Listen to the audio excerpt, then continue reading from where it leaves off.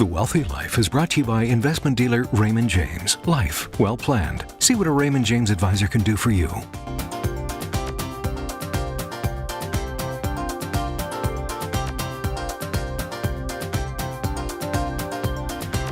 With us today is Darren Hart, a lawyer specializing in family law, and he's here to share some advice when it comes to divorce.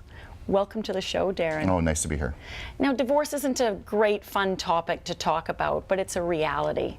Correct. How did you get into family law in the first place? Well, I think, how did I get into law? Essentially, I'm someone who was born in the mid-'60s. I was a huge movie fan. Movies had a tremendous impact in terms of my view of the world, a very idealistic sort of view of the world, as you probably can imagine. And I was just attracted to those movies that basically were about legal issues and fighting the bullies, such as, To Kill a Mockingbird, for example, A Few Good Men, and there's a slew of them out there. And Justice for All, for example, which was another big moving one for me. And I've watched movies back to the 70s, 80s, 60s, and so forth. So it really inspired me to be a lawyer, and I kind of decided when I was 14 years old I wanted to be a lawyer, and I really didn't have a plan B. So I pursued it. I love that. You're just doing it. I just kind of, I get focused and I just go and do what I'm going to do. And fortunately I managed to get into law school without any difficulty and ended up getting into practice. Now, the firm that I first started practicing with, I initially wanted to be a criminal lawyer. And the reality is that once I got into criminal law, because I wanted to fight against the person that was wrongly accused and assist to make sure that the justice system was being fair to people. Yep. Pursuant to the charter and all those sort of things that were around. The reality is that at the end of the time, the firm that I worked with really needed someone to help with family law. That's where they had some shortage. And I managed to do some criminal law, but at the end of the day, it wasn't quite for me because it was not as idealistically. It wasn't like the movies. Not like the movies. No. So the bottom line is I ended up getting into family law, and I was actually relatively good at it in the sense that I think I grew up in my conditioning growing up with someone who was used to dealing with lots of conflict and knowing how to manage conflict and help people and assist people get through conflict, which is largely what divorce is about. People come to this sort of crisis in their lifetime.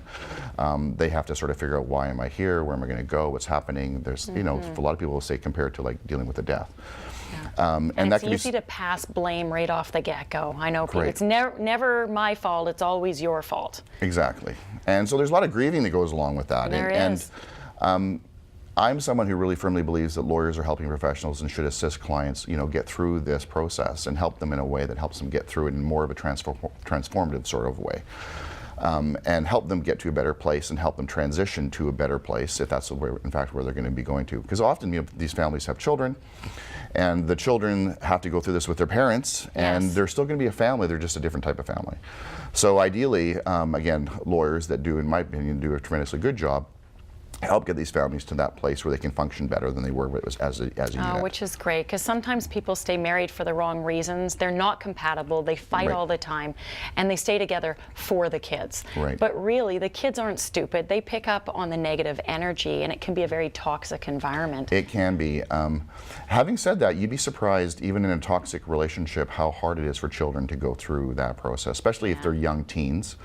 It's tremendously difficult for them emotionally. You're ripping out their sense of security. Now, their security may be toxic, and it may be acrimonious, and it may be totally dysfunctional, but it still gives them something that they're not used to. So they still need a lot of support through that process. And is that when, would you suggest bringing in counselors early in the process for the family? It would be wonderful if people did that. Unfortunately, sometimes people are hurting so much that it's hard for them to really see that need. They often are focusing and fixating on the other person as the fault for all their unhappiness, as opposed to like looking more inward. As we get older, we think about these things more deeply. We get quirkier and quirkier as we age. You begin to realize what's more important in life ultimately, I think. But the reality is that if lawyers can help guide those people towards therapists or counselors or people that can help them deal with all the emotional pain that goes with it, that's ideal.